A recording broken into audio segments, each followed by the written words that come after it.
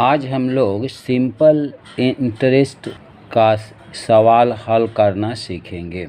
Simple interest का formula होता है P into R into T by 100। साधारण ब्याज का फॉर्मूला होता है प्रिंसिपल गुने दर गुने समय बटा 100। P for principal, R for rate of interest, T for time span। तो सिंपल इंटरेस्ट बनाने के लिए हम लोग इस फॉर्मूला का प्रयोग करेंगे। प्रश्न है find out simple interest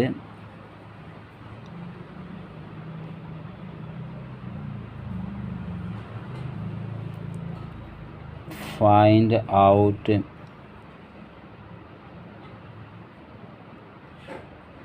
simple interest principal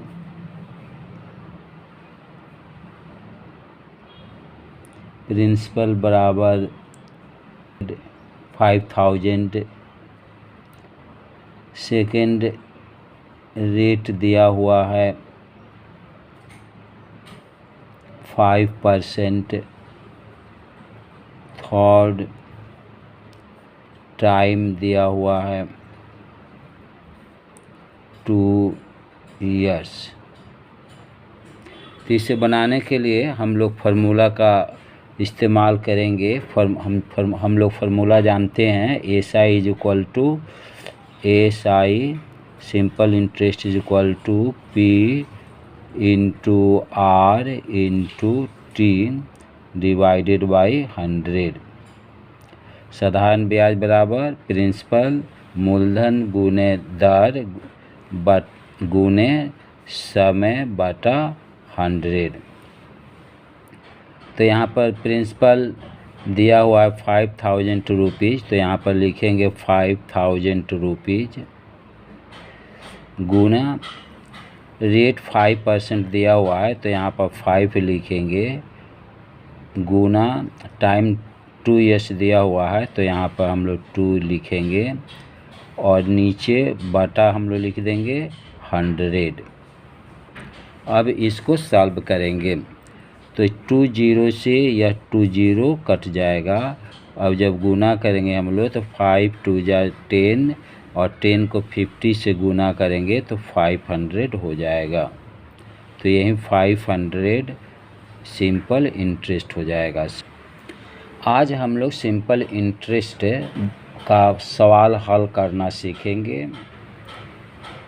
simple interest का फॉर्मूला होता है simple interest equal to P into R into T by 100।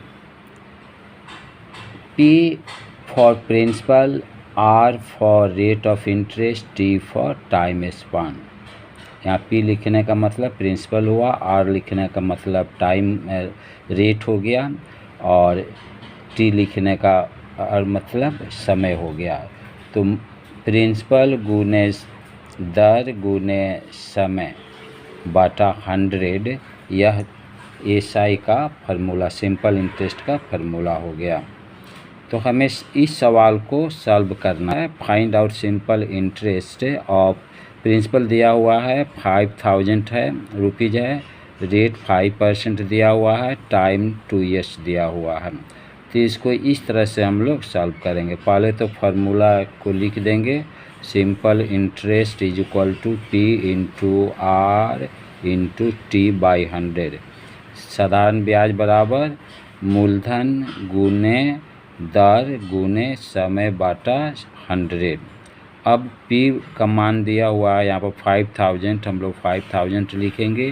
Rate 5% दिया हुआ है तो यहाँ पर लोग 5 लिखेंगे इंटू टाइम समय 2 वर्ष दिया हुआ है तो यहाँ 2 लिखेंगे, नीचे बाटा करके 100 लिख देंगे।